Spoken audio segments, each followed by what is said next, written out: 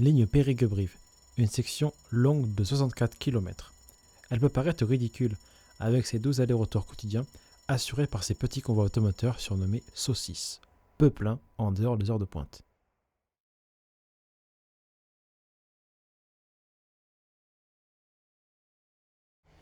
Si je vous parle de trains de grande ligne, vous répondrez qu'il n'en passe pas ici. Pourtant si, il y en a eu sur cette voie unique. Et il y a moins de 20 ans, il y en avait parfois 2 les vendredis. En fait, cette ligne, c'est une transversale. Plus simplement, il s'agit de la ligne Lyon-Bordeaux. Relier ces deux villes, ce serait un service rendu pour de nombreux Périgourdins désirant randonner dans les Alpes, des Bordelais voulant goûter une fondue auvergnate, et des Lyonnais souhaitant découvrir le marché aux truffes de Périgueux, ou se prélasser sur les plages irlandaises. Allons droit au but. Pourquoi n'y a-t-il pas de train direct sur cette ligne ?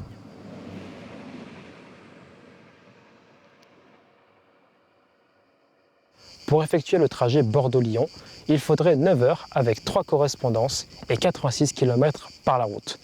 Pour savoir comment on en est arrivé là, je vous propose de découvrir un récapitulatif qui reprend l'historique de la ligne et qui vous donneront un tout autre aperçu.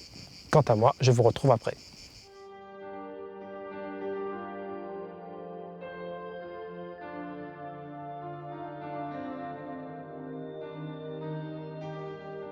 En 1853, le duc de Morny, voulant développer le chemin de fer à travers le Massif central, crée la compagnie, le chemin de fer du Grand Central. Malheureusement, les difficultés financières liées aux investissements firent que la compagnie soit en faillite 4 ans après le début du projet. Néanmoins, Morny aura fait construire plusieurs petites lignes régionales comme Coutras-Tulle via Périgueux, Roanne-Lyon ou encore Mouluçon à Moulins, les deux premières étant à grande fréquentation encore aujourd'hui. Cependant, le projet fut repris par 2 compagnies phares, le PO et la PLM, respectivement Paris-Orléans pour le secteur ouest et Paris-Lyon-Marseille pour le secteur est de la ligne. En 1860, les premiers trains circulèrent de bout en bout en passant par Limoges.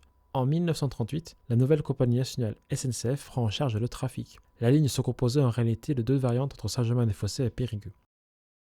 Un itinéraire nord avec les gares suivantes: Thiviers, Limoges, Saint-Sulpice-Laurière, Guéret, Montluçon, Gannat, pour une distance de 286 km. Un itinéraire sud avec les gares suivantes: Brive, Tulle, Égletons, Ussel, Aigurande, L'accueil, Royat et Clermont-Ferrand, pour une distance de 254 km. De Lyon à Saint-Germain, la ligne est longue de 121 km pour 129 km de Périgueux à Bordeaux. Pour la transversale nord, cette ligne à voie unique entre Périgueux et Saint-Germain-des-Fossés est celle étant la mieux desservie, avec des vitesses comprises entre 100 et 160 km par heure.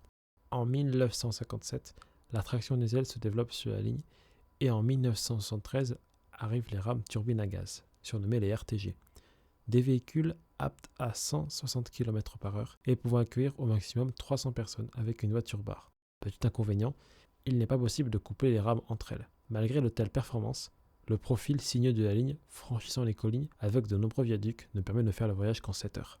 En ce qui concerne la transversale sud, cette desserte, la plus courte mais la plus accidentée, fut utilisée pour desservir l'Auvergne, avec son embranchement vers le Mont d'Or, permettant l'accès aux stations de ski. La ligne permettait aussi de se rendre aux cures de la Bourboule et de Vichy. À la gare de L'accueil, le train surnommé le Ventadour atteint les 940 mètres d'altitude pour une rampe de 35 pour 1000.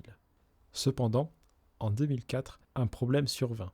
Sur la transversale nord, les chocs pétroliers successifs, combinés à l'augmentation du prix du carburant, poussèrent la SNCF à retirer les RTG du service. En 2007, on décida d'utiliser des autorails diesel de 150 à 228 places pour effectuer le parcours couplé entre eux. Ainsi, le temps de trajet entre Bordeaux et Limoges se faisait en 2h15 et Limoges-Lyon en moins de 5 heures. Le Ventadour, sur l'itinéraire sud, a effectué Bordeaux-Lyon jusqu'en 2004, à la suite d'une baisse de la fréquentation de la ligne et de la construction de l'autoroute A89. Depuis, le train effectue quotidiennement le parcours Bordeaux-Clermont-Ferrand en 6 heures, avec une rame corail de 4 voitures tractées par une ou deux locomotives diesel. Pour rejoindre Lyon, il faut prendre un TER au départ de Clermont-Ferrand qui effectue la liaison en 2h30. En décembre 2012, la SNCF réduit le Bordeaux-Lyon à Bordeaux-Limoges sur l'itinéraire nord, la ligne coûtant trop cher. Avec ceci, elle ferma également une section de voie au niveau de Gannat jugée dangereuse par vieillissement de l'infrastructure, qui réouvrira en 2017.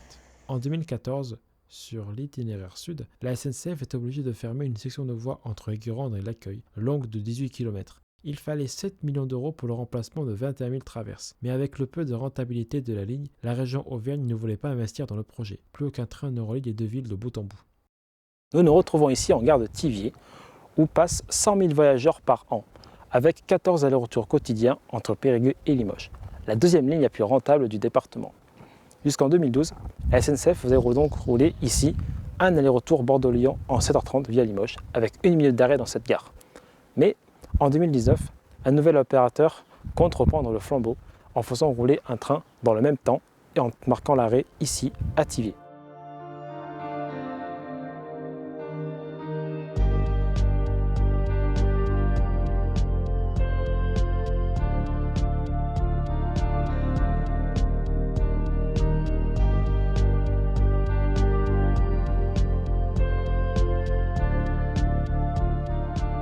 Railcoop, une coopérative de 37 employés comprenant plus de 14 000 sociétaires.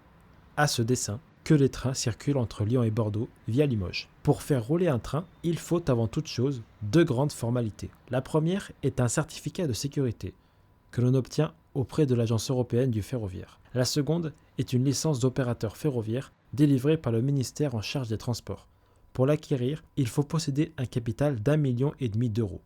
À l'heure actuelle, Railcoop possède déjà ces 2 documents. Mais pour exploiter la ligne Lyon-Bordeaux, il est nécessaire de posséder 50 millions d'euros. En cause, l'achat et la rénovation du matériel roulant, la formation du personnel navigant, tels les conducteurs et les contrôleurs, ainsi que les différents services en gare, comme les automates pour les achats de billets.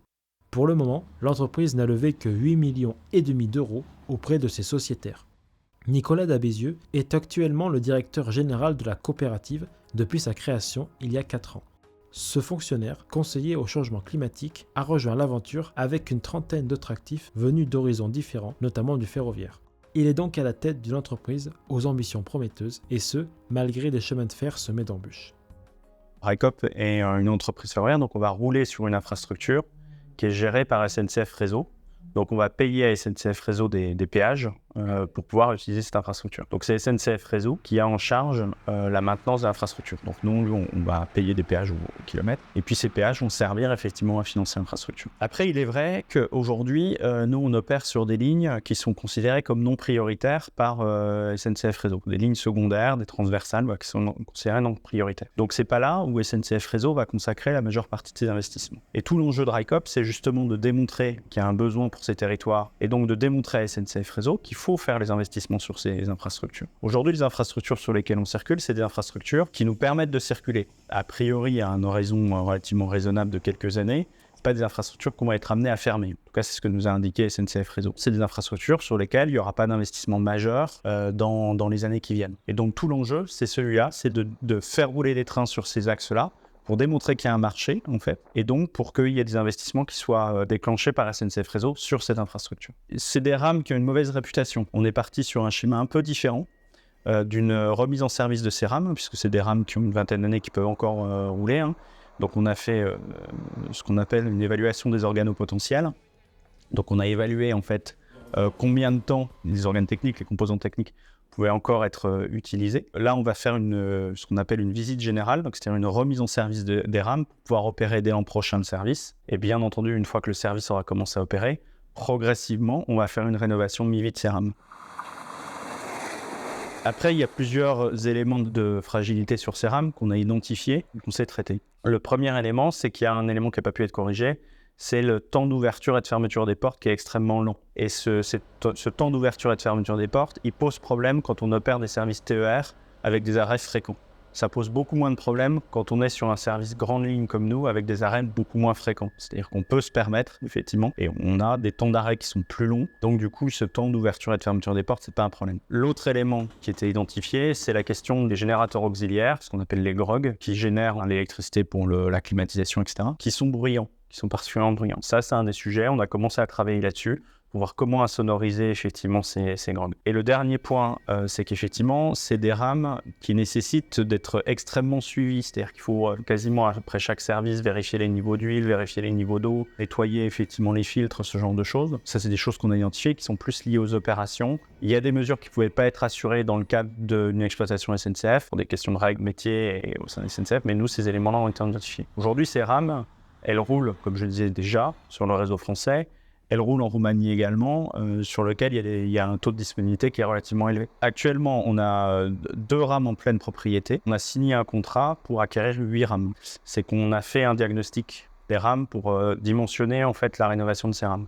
Là, l'évaluation a été faite chez ACCM l'an dernier, mais pour pouvoir opérer effectivement l'intégralité du service qu'on envisage, à savoir les 2 allers-retours entre Bordeaux et Lyon, les 2 allers-retours entre Limoges et Lyon, eh bien, il nous faudra les 8 rames. On était parti sur 1 jour sur 2. Ensuite, on a eu des négociations avec SNCF Réseau où, en fait, on pourrait faire un aller-retour quotidien. Tout ça n'est pas encore complètement stabilisé parce qu'on est encore en discussion avec SNCF Réseau pour des questions de conflit de circulation avec des trains TER et des problématiques techniques, en fait, liées au plan.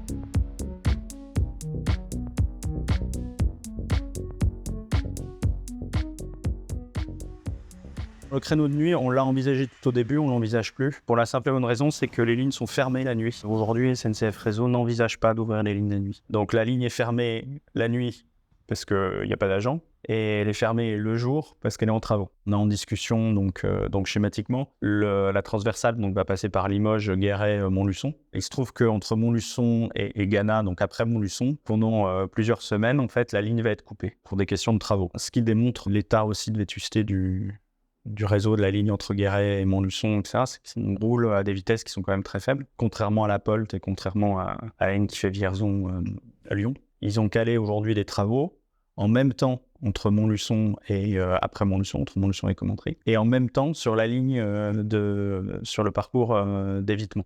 Donc ce qui fait que pendant certaines périodes de l'année, alors pour le coup c'est pas plusieurs semaines, mais c'est pendant quelques jours, vous n'avez tout simplement plus de connexion est-ouest. Donc ça fait partie des discussions qu'on a avec Réseau en ce moment, de dire, ben non, attendez, décaler ces travaux à ce moment-là pour qu'au moins on ait un itinéraire alternatif, etc. Qu'on puisse construire en fait une offre de service qui soit lisible pour opérer le Bordeaux-Lyon en service frugal. Donc juste l'aller-retour entre Bordeaux et Lyon, il nous faut 7 conducteurs. Donc, de toute façon, il nous fallait embaucher des conducteurs supplémentaires. Des conducteurs sur le marché, il y en a, parce qu'il y en a déjà qui conduisent pour des opérateurs de fret. Il faut leur faire une formation complémentaire pour aller vers le voyageur.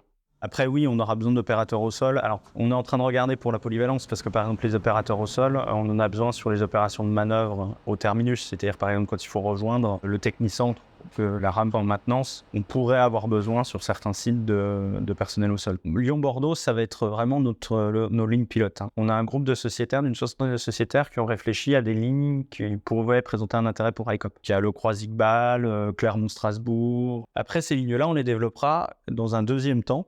Une fois que Bordeaux-Lyon sera lancé, qu'on sera vraiment en vitesse de croisière, là, on va progressivement avancer sur d'autres lignes. La ville de Lyon et la métropole de Lyon sont sociétaires de RICOP. Les régions Auvergne-Rhône-Alpes, Nouvelle-Aquitaine, on discute avec elles. Par exemple, elles ne sont pas sociétaires de RICOP, alors que la région Bourgogne-Franche-Comté, la région Grand Est est sociétaire de RICOP. La région Occitanie nous avait donné un accord de principe pour nous soutenir sur des garanties bancaires. On nous dit, ouais, mais de toute façon, la ligne, elle n'existe pas parce qu'en fait, elle n'a pas de marché, il n'y a pas de potentiel, elle va servir à rien, schématiquement. Vous allez être déficitaire. Et en fait, là-dessus, il y en a beaucoup qui s'appuient sur le rapport Duron, qui fait le constat qu'en 2012, la SNCF avait transporté entre 10 et 30 millions de voyageurs kilomètres. C'est le nombre de voyageurs multiplié par un kilomètre qui parcourt sur ces taxes. Et donc, elle perdait quasiment 300 € par voyageur transporté.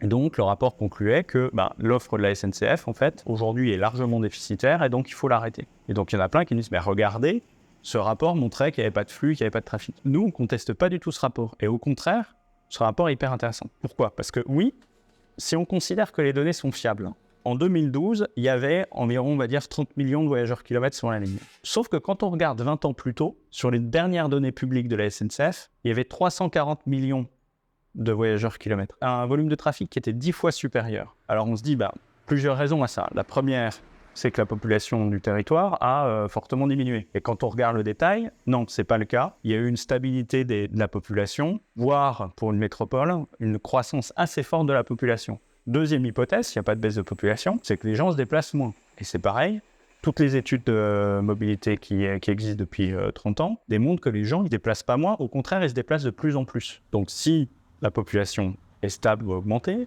si les gens ont continué à se déplacer, la raison, c'est qu'en fait, ils prennent moins ce train en particulier. Et donc là, on n'est pas sur une question de demande, c'est-à-dire que la demande, elle existe, mais c'est que l'offre ferroviaire en face ne répond pas à cette demande. Et donc, le rapport Duron, quand il dit « en fait, il faut arrêter la ligne en 2012 », il ne dit pas « on l'arrête parce qu'il n'y a pas de potentiel », il dit parce que l'offre telle qu'elle est là, elle ne permet pas de capter ce potentiel. Et c'est là où nous, ça nous conforme dans l'idée que notre étude de marché qu'on a faite, tout ça, elle est viable. L'étude de marché qu'on a faite, c'est une étude en fonction du temps, mais aussi du positionnement tarifaire. Et c'est clair que quand on fait varier le tarif, la fréquentation, elle va à la baisse. Il y a un positionnement de marché à avoir pour capter ce volume de trafic qui aujourd'hui est basculé intégralement sur la route. Aujourd'hui, entre Limoges et Lyon, par exemple, il n'y a aucun service. Vous êtes obligé de repasser par Paris. Nous, on va mettre 5h11 entre Limoges et Lyon. En passant par Paris, on est au mieux à 5h55 en changeant de gare. La grille tarifaire, on est parti sur un alignement en fait, justement avec les bus. On est à 5 centimes d'euros du kilomètre en tarif d'accès. C'est comme ça qu'on arrive à 38 euros. On va sans doute recalculer parce que le prix de l'énergie a quand même pas mal augmenté et que les prix des carburants, ça représente entre 10 et 15% de nos charges d'exploitation. En fait, aujourd'hui, dans notre étude de marché, ce qu'on a démontré, c'est qu'il y a plus de 85% de notre clientèle qui vient de la route. Quasiment presque 15%, ça vient du train, c'est-à-dire c'est des gens qui prenaient le train mais qui vont basculer vers la liaison directe. Et puis, il reste un pouillème de gens qui prenaient l'avion. Comme l'a souligné Nicolas Debézieux, après Lyon-Bordeaux, d'autres projets tout aussi ambitieux et utiles au dynamisme des territoires verront le jour.